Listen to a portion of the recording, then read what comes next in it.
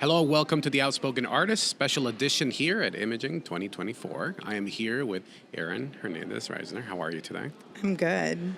Tell me, what are you doing here at Imaging? So I am speaking. Content creation, right? Yes. Tell me all about that. So it's connection through content creation. So we're actually going to talk about how to connect with people and what connection really looks like. Not just through sales, because I will talk about sales, like how you sell an item, but how you sell an item with connecting with another person. Where's the truth? Where do we relate as human beings? And then how you can develop content throughout that. And a lot of people view content only on social media, but that's not. We make content every day, all the time. Whether we show it on social media may or may not happen. But there's also so many different forms of content that we create. And so I think that it should be easier and help people find a better way of posting and getting things out there. But my class is really about that connection. Nice. And when is that class happening? Tomorrow at 10 o'clock. 10 o'clock in the morning. That's a good time, though. People are awake by then. They've had breakfast. They don't have to go to the 8 o'clock in the morning class. They are. They gave me a very good time slot. So that's awesome. That's really awesome. How many imagings have you been to before? Oh. More than one? Yes. Okay. I do not know. The first time I came to an imaging, I was actually sponsored. So I'd never been to a trade show, and the print lab wanted me to speak and teach on like sales, like how I made the sales that I made. And I was like, that's great, except I have autism, I'm hearing impaired. I'd never been to these trade shows before. And so I said, I'm not going to speak somewhere that I've never been. And so Makes they sense. paid for me to go to the first one. I want to say like 2015 or 16. And then I've just kind of been going almost every year ever since. And how has imaging changed your perception of the expo space and photographers and whatnot?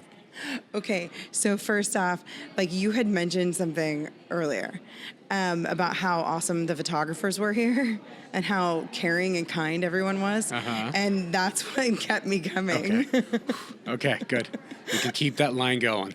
No, it's true. It's actually true. You said that and I went, okay, that's amazing, because that's what kept me going here. Yeah, I hear a common theme of fellowship, that a lot of people that come here may already know everything they need to technically to be able to do a great photograph, but it's the people. It's the people that keeps them coming back, because it's like family. We live in a little cluster of ourselves, and every year people come, you meet them, you say hi, and it's like family. It is. It's good. I mean, otherwise we were working alone all the time. And this is when we can actually come together and see everybody. They do events, there's parties, there's way to meet new people and participate in stuff. And then all of like you were doing marketing beforehand and you were posting, and I was like, this looks so cool. And had I not known about, like, had we not been going to imaging, right, had you not been posting that, I would have never found your podcast. And it worked. It did. And I was like, this sounds so cool. No, I'm glad to have you. You were the last one to reach out, and I think at first I'm like, I'm going to leave it at 10. 10 is a good number. And then you sent me the message, I'm like, screw it. 11. We'll do 11.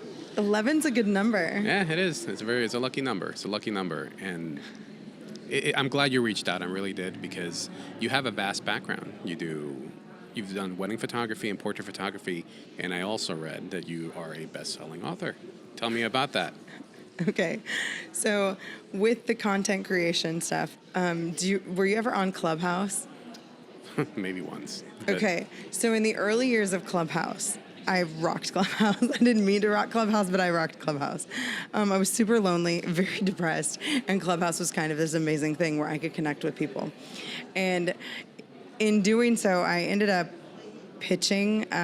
There was a pitch night with the Los Angeles Tribune, and I went ahead and made a pitch, and I pitched it, and I won. There were thousands of people in there, and there happened to be a woman that wrote books and was aspiring to be an agent, and I got to know her. And then eventually this book came out called Powerhouse Voices of Clubhouse, and I was invited to participate in this book, and it became a bestseller on Amazon with like less than 24 hours. That's awesome. Congratulations. Thanks. That's pretty neat. And from the photography side, tell me a little bit about What is your space in photography? Photography? Photography. Okay, so I feel like that's really interesting because I think that you can be more than one thing. And I think that a lot of photographers, we were told for so long, like niche, niche, niche, like find your little area. And it's because of the way marketing works and the way some people consume. But I was never like that. If I do the same thing over and over again, I am really bored and I can't do it. I couldn't just niche into one thing. So I started in weddings, and so I always kind of kept weddings. I still do weddings. And then it expanded to families and portraits and high school seniors because when guests at the weddings would hire us to do more, and we just had a full service studio.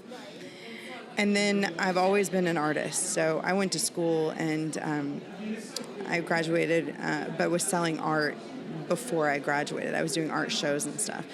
And so really, I feel like I now identify more as like an American photographic artist. And I'm specializing in trauma portraits. Nice. And telling stories of people who have endured trauma. And some of them have such amazing stories and big impact. And I just want my imagery to be able to help them reach the goals that they have in being able to make the world a better place. And how does that make you feel as an artist, tapping into that particular subset of photography? Because it obviously impacts them as well. What does that do for you? Like, what is that? Okay, so that's deep. I know. So, I think we're gonna like slide on down in here. What I end up doing. So I started photographing trauma portraits well before I had really fully dealt with my own. And so it caused me to start becoming more and more aware of my own trauma.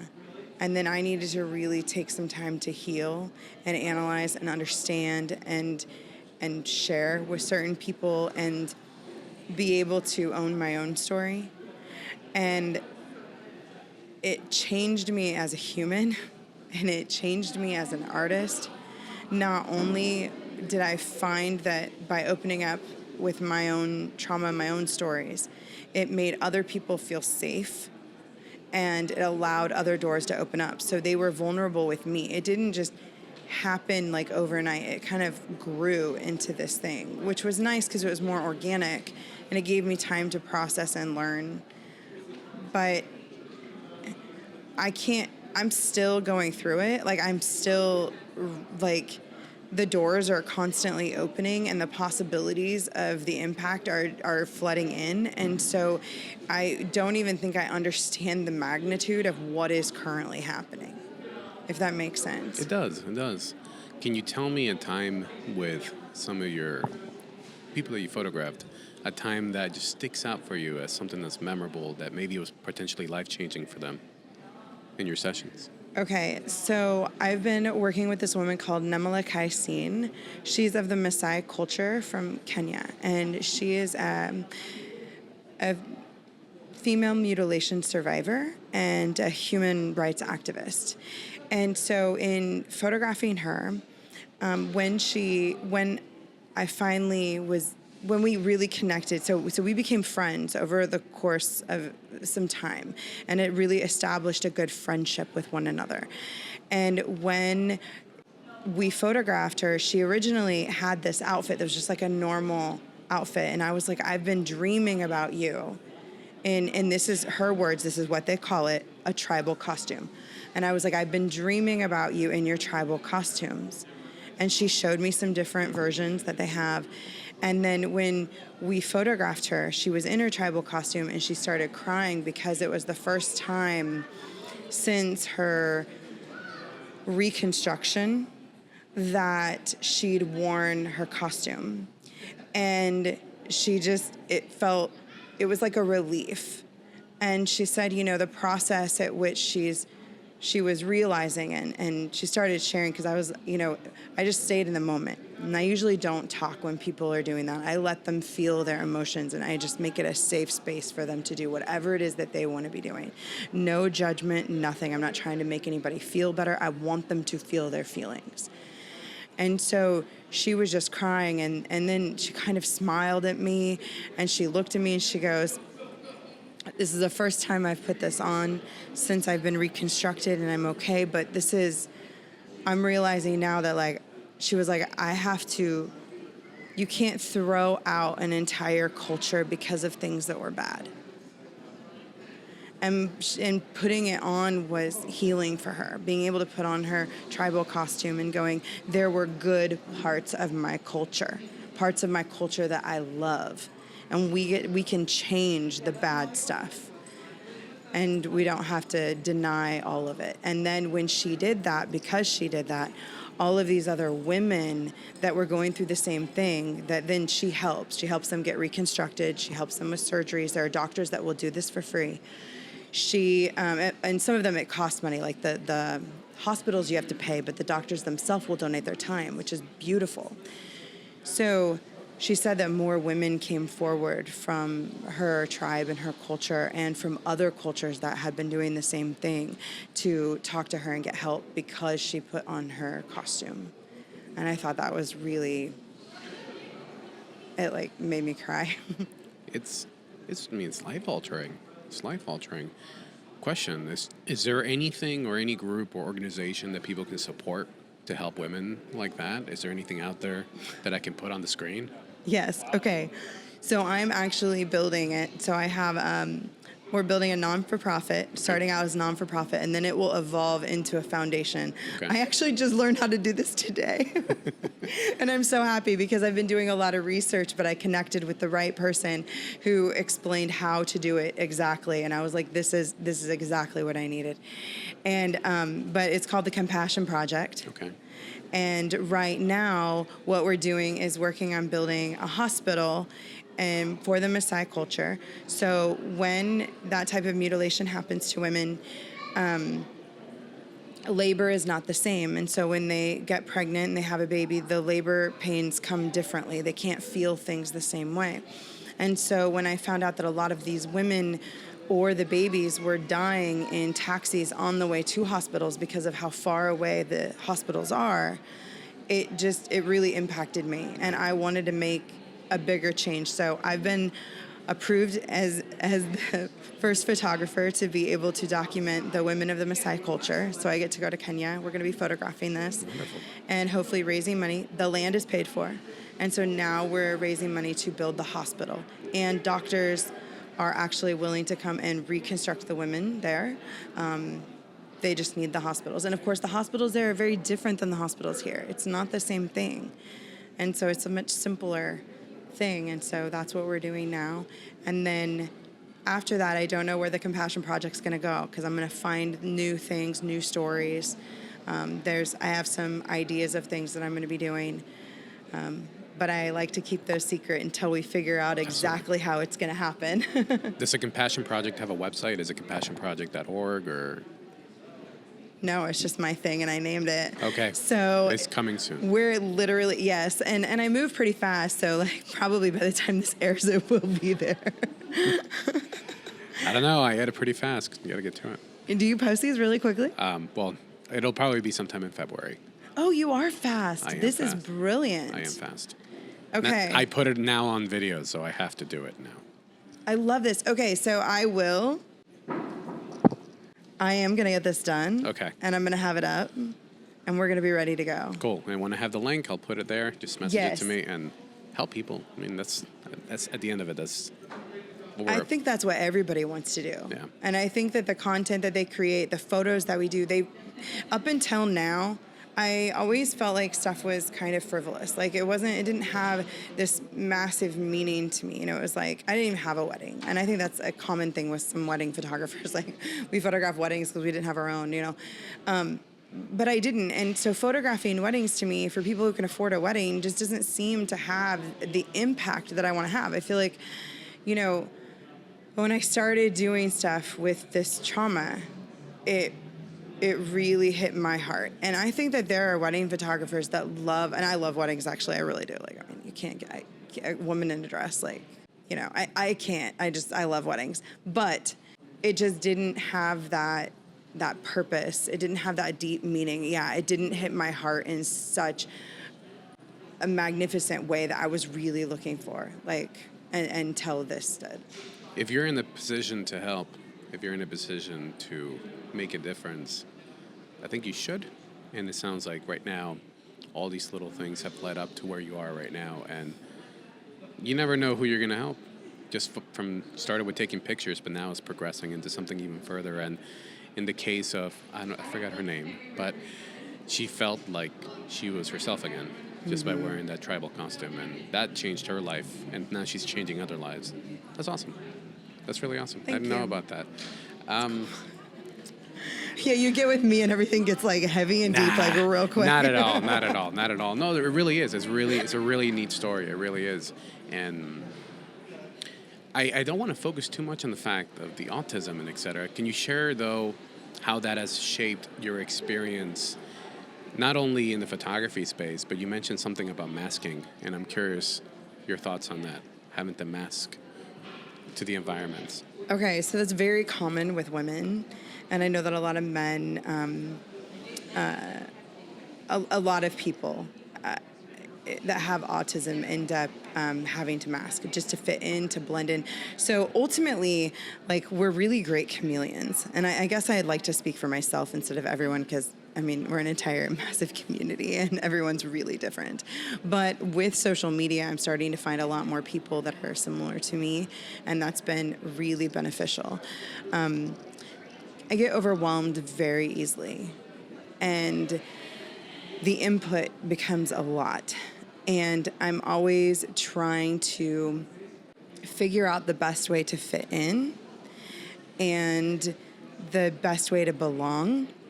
And the best way right now, thankfully, because I do believe things are changing, is for me to actually be myself, because people are more compassionate and they are more loving and they are more accepting, and I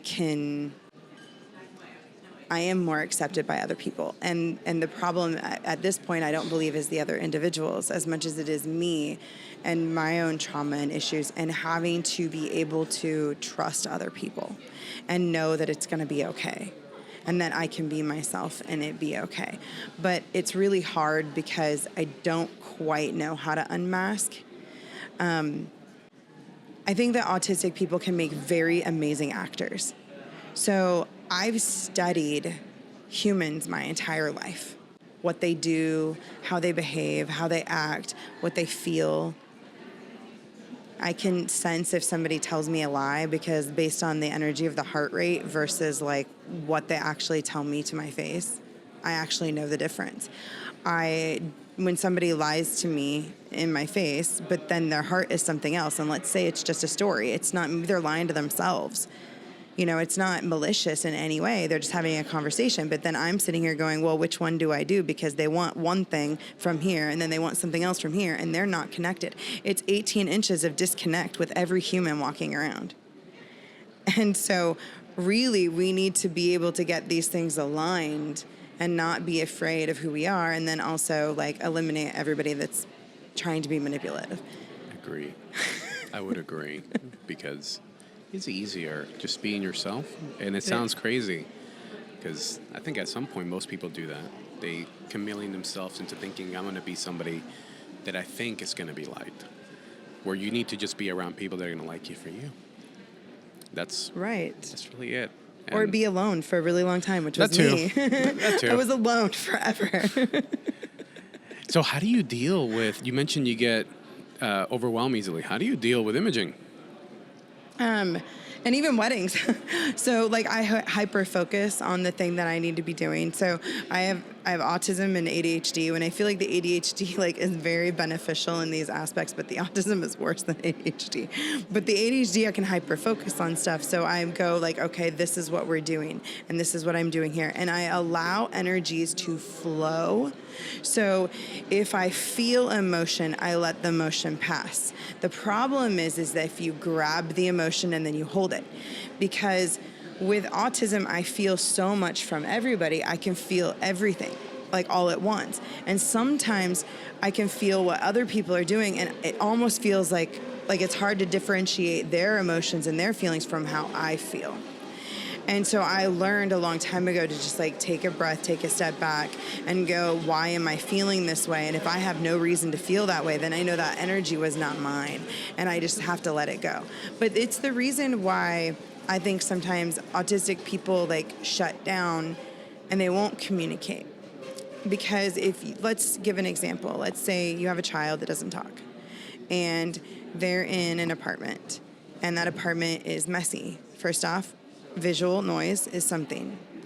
The sound isn't great. Auditory noise. The energy from the people fighting upstairs. Energy from people struggling downstairs. The, issues that you have. Maybe you're hearing sirens all the time outside, right?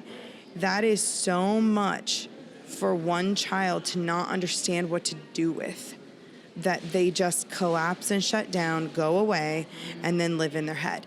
So I don't know if this is an autism thing or not, but when you post this, if other autistic people can do this, I want to hear about it. I can visualize stuff insanely well. And maybe ADHD people can do this too. Anyone, just tell me if you can do this. I have to be careful when I'm driving. So when somebody's talking to you or you're telling a story, I literally visualize everything like I am there. I can see the buildings, everything. Like the road, if I'm driving, the road will go away and new things will pop up in front of me. And I can absolutely see like whatever is being created. So you have to be careful what somebody's telling you while you're driving. Right, yeah. We like don't go into super deep conversations. We just listen to music and like sing because I can't. But yeah, like if somebody is telling me a story and they're describing something, I'm visualizing the entire thing. My wife will tell you, don't have me a shotgun because I don't stop talking.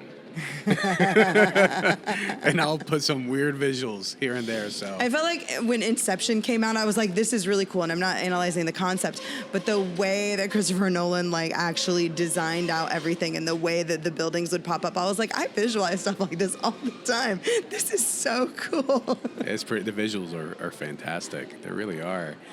Tell me, and is there a time or a memory within any of the expos, this one or any other one? Okay, expos. We're in expo. I got to go into that box in my brain. We're going into expos. Any funny or memorable memory that you have that just you can't get out of your mind because it's that funny or that hilarious? Anything? Oh, wow. I know. Okay. We were walking. Okay, so this is a different convention. So WPPI. This one was sketchy as hell. Okay, so the year at WPPI that they had it at the convention center, we ended up trying to walk from the convention center. It's not like, it's kind of away from like where the strip is in Vegas. Do you know Vegas at all? Not much, just by pictures and videos. Okay, so there's like the Vegas strip, right, where everything's lively. You've got the old and you got the new. And then there's the convention center and it's like over yonder. So we're at the convention center. We decide to walk to this place because we're like, it's right there. And I should know better because I live in Kansas, so stuff is flat and right there can be really far away. So we end up walking over there, which was fine because we liked the exercise. So we get over to this restaurant, we're sitting there, we're eating, and then we decide we're gonna like walk back. No, we Ubered over to the restaurant. Then we decide we're gonna walk back because it wasn't as far as I thought it was. So when we start walking back, and it's dark at this point, we walk and there's this area that's fenced off. And we were like, oh, that's so inconvenient. So we like walk around it, but it's just old hotels that there's no one there. There's new builds popping up, but no one's there. And then there's this like sketchy little like motel, and I just thought it was kind of closed, but we had to go around this fence. And then all of a sudden this person hauls something out, and it's in a white sheet, and they thud it in the back of the car. They slam it down. Some other guy gets out. He's holding a gun. We make eye contact. I start running. Now, I was a runner growing up. I'm a little fluffy now, and I was fluffier then, but I can run. I ran so fast. I was like, Marco, we gotta go now. And so he jumps up. Marco's my husband. So he jumps up. He's running. He's like, he can't keep up with me.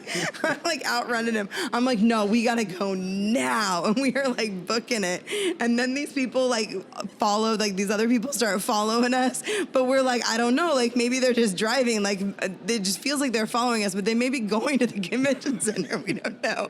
So I just like ran 2 miles as fast as I possibly could, and I think I saw something I shouldn't have seen. And it was really sketchy. So when in Vegas, this WPPI sounds like something else. well, now they no longer do it at the convention center. So on the Strip, it's way better. Nice. But I don't know. That's a hilarious story. Is it actually? I think I laughed through it, but I can visualize the whole thing, and I look going ridiculous. back into it. Oh man, that is. I can picture it. The gun and whatnot. I mean, it had everything. It did. It's like a Christopher Nolan movie right there. Yeah, except we were the weird bystanders. I wish I was like more in the movie. No, I don't. I already have my own life. That's crazy. Oh, yeah, that is funny. That is funny. Random question: is there any either useless skill or weird hobby that you have that not a lot of people know? A useless skill or Yeah. a weird hobby? Yeah.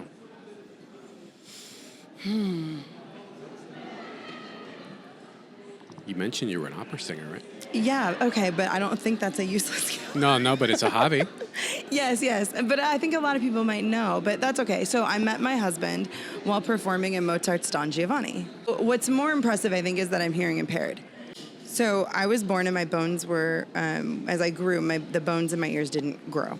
And then I had lots of ear infections and my eardrums ruptured a lot. And so at the beginning of when I was little, I think I could hear okay, and then it started going kind of backwards. But I would speak very harshly, very flat-toned. Things weren't appealing, and I was often criticized and made fun of, and we went through struggles with that. And so, but I always loved to sing. And so I dove into music, and I really started studying and learning how to use my own voice and how to use it as an instrument so that my voice would sound appealing to other people so that it wouldn't be off-putting. So I don't know if that's maybe masking as well.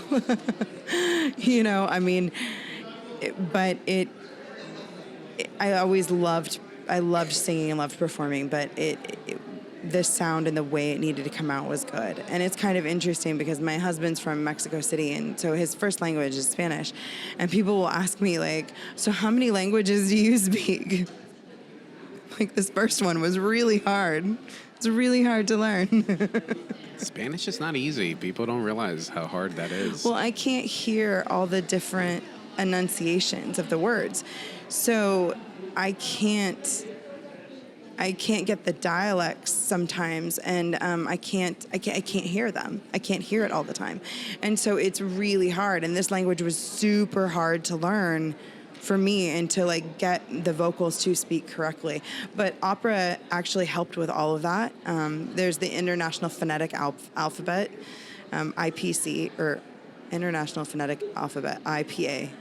And you can sing lots of different languages by following certain vowel sounds. So as an opera singer, you would be able to perform music, but you don't necessarily have to read all of the lyrics and the lines. Like, I don't necessarily know what they mean, but I can get the sounds out correctly. So I started kind of learning languages a little bit that way, but to be in a conversation with someone, it's a lot harder. And of course, it's just a very different thing because music is often felt. Right. And so I could press myself up against a piano, or I could touch a guitar, and I can feel the music. And so then I can feel where the notes are and be able to grab that tone and be able to sing. That's really cool. How often do you sing, or have you not sang in a bit? I sing like all the time. Okay, that's good. That's good. Some people put it off because they're busy with other things. I don't do anything professionally. I just sing all the time. When I'm super happy, I'm like singing. I'll sing anything. That's great. That's really great. Random question. Okay. Let's see where this one goes. What is the weirdest dream you've had? So you're dealing with somebody. Okay, all right. So I'm gonna talk about something. God, I know I drop everything low. Okay, so have you ever? You're such like a happy, nice guy, and I love being happy and nice and everything else. But I'm like such a, I guess, I don't know. This is so weird. All right, so the weirdest dream I've ever had. So I have very, very vivid, intense, crazy dreams. But here's the thing. There are different stages of trauma. So there's like trauma, then there's PTSD, there's CPTSD, there's something with an M that I don't know, and then there's desnos, which is what I have. So desnos is, I don't remember what it stands for. Ultimately, it means that like, we don't know what the to do with you, so we're putting you here. I was like, okay. But what it is when somebody has had a series of traumas throughout their life, and they are just, it's like a repeated cycle of different types of traumas that are not normal. The psyche does something different. So I normally dream and I have night terrors. And so I don't have like the best dreams on the planet. I have horrible, awful, like those types of dreams. So I really like it when I can't remember a dream, because then I'm like, okay, maybe I slept well. And I don't sleep very well, which is something a lot of autistic people don't sleep very well, but I actually don't, because of the amount of trauma that I had to go through. I learn something new every day, and I would have never thought. There's so many different layers with autism that I'm not familiar with, and now the visual aspect of it has just got to be extreme. So the like desnos has nothing to do with probably the autism, and more to do with just the life that I had and the struggles that I went through that existed, like, you know, for far too long. What are some of your recent, I guess, wins or achievements that you're extremely proud of? Okay, so I have a lot of wins. I mean, I like winning. You have to. If you have the lows, you've got to expect that the highs are going to be even better. Of course. That it's like tenfold, right? Everything that's lost, stolen, taken, it's going to come back, like, and more so, and better than ever. So recently, I got a phone call. So I have a book agent, and she called me and said that a certain publishing house had reached out to her, and they were interested in my memoir. And so I sent the first set, like the first pitch, and then I created like a more like correct pitch deck or whatever, my whole layout. It's intense because it even has a marketing plan, everything. It's really thorough. It was awesome to work on that. And that got sent out, and they're looking, like, that got sent out like this week, this last week. That's awesome. Congratulations. Yes. Thank you. And so they were looking at 3 books. So this will be the first of 3. And then there will hopefully be, like, they're looking at movies or TV and different things like that. That's awesome. That's really great. So that's a big win. Come on. It is pretty big. It's a big win. And then you can tie in the Compassion Project along with it. We are. And that's exactly, yes. So when the book comes out, which will be called Seen, or at least that's the working title right now, we'll be able to do a show, an art show with all of these trauma portraits and work on the Compassion Project along the way and have that on display, and even self-portraits and different things that I've worked on. So it'll be good. That's fantastic. For anybody out there that's looking to either come to imaging or has reservations, what's your advice for them? Okay, so let go of all reservations with imaging. Just either get in a car, get in a plane, and come. Just come. Come and have, like, no preconceived notions of anything. Just come with the love and heart and willingness to learn, and not like determination of learning, just an acceptance of learning. If you don't have a lot of friends, like, come to meet people. Walk up to the booth, start talking to people. Ask what's going on, find the parties, because they happen every night. There are like parties that are going on, and you get to meet people and interact, and it's good because the vendors and the people that I work with, like the print labs, the lighting company, the camera companies, I've made relationships with all of these people, and I'm able to see them every single year. So it's like I'm friends with the companies that I'm using. I know who makes my albums. I know where they come from. You know, and it's fun to be able to do that and hang out with those people, and they care about my clients too. So it's all of us wanting to make this world better. I know it sounds so cliche when I'm like, I want to make the world a better place. It's not cliche. Oh, I feel like it. I have to wave at people. We're in the middle of. It's imaging. Yeah, it happens. It is. It's like everybody. It's amazing, This actually. is probably the most central location where everybody's walking. So. Well, and it's so chill here, actually. I like the headphones. My daughter has autism, and like we stick headphones on her, and she'll like, we took her to WPPI last year, and she's like, she was 4 last year, she's 5 now. But like she just walked around with headphones on and loved it. It's kind of cool. It allows us to just isolate this right here. You're really wonderful, by the way. You have a great voice. Thank you, as you do as well. Thanks. Do you have any questions for me? Yes. What made you want to do this podcast? What made me want to do this podcast? Yes. I love the title of this podcast, by the way. The Outspoken Artist? Yes. I like it too. But I'm biased, of course. Imaging. Imaging caused it. And I'm not sponsored by Imaging. I actually came to Imaging by myself and came with the hopes of learning, to your point, but I didn't know anybody. I went to a pre-con class and came across a gentleman named Jeff, great guy, happens to be Connor's dad, who's over there off camera. And I met him, I met a bunch of other people, and they were wonderful. They were really wonderful. And I had a preconceived notion of photographers based on Facebook groups that was very dog-eat-dog. And it was all about trying to take your business, trying to do this. That's what I mentally thought it was like, but that's not at all what I felt. It was a conundrum. I'm like, wait a minute, I came with this mindset, but in reality, people are just great people. Met other folks. This one led me to that one. This one led me to that one. They made me feel accepted and welcome as you're just a photographer. We're all here for the same thing. And when I left, I started thinking to myself, well, since 2020, I told myself, I'm going to put some content out there. I don't know what it was going to be. July 2023 is when I hit record. It took me 3 years.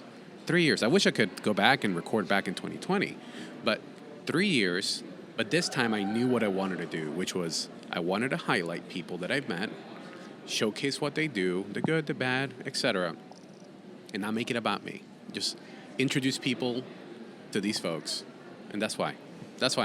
And I've interviewed 10 wonderful people, a little kid from Australia who's a prodigy at the handpan. Sonny is badass, and he's going to be a great kid and a great young adult. And I've gotten to talk to 3 people now, including you. And I don't know who else I'll be talking to and whoever else decides to stop by. But that's why I do it, it's because I get to talk to people and make some friendships along the way as well. Okay, so I love that you're doing that because deep down, really, photographers, like, when we create stuff, we're there to highlight the people we photograph. And it's kind of awesome that you're doing that. Kind of doing it in my own way. Yes, it's great. So, are you a photographer? I am. What do you photograph? I photograph portraits, headshots, and when I have time, I do underwater portraits. Okay, yes. I love the underwater. It's a very serene environment that it takes a lot of planning and strategic skill to be able to pull it off. But when you're underwater, it's like wearing headphones. It blocks everything out. You can't hear. You can't think about, because you're underwater, you can't be thinking about other things except what's happening at that moment and what you're doing with the subject. So it's very therapeutic. It's my favorite type of photography. I think that's awesome. Yeah. And I do want to do a project with you. I think that would be amazing. I like it. Erin, thank you for joining me. Thank you. And I'm sure I'll see you around because I see everybody around at least multiple times throughout the day. Yeah, I think you're going to become a regular PPA. Oh, that's great. Oh, my God, I almost forgot. Where can people find you online? Erin Hernandez-Reisner. So, like, on Instagram, at Erin Hernandez-Reisner. Okay. My website, but if you get tired of spelling it, you can do just like Erin HR. But honestly, I actually do respond to my DMs. So if you're on Instagram, like that's the one I'm really more active on. You can find me on Facebook too, but like I actually like that platform. Awesome. Well, Erin, thank you again. Thank you. All right.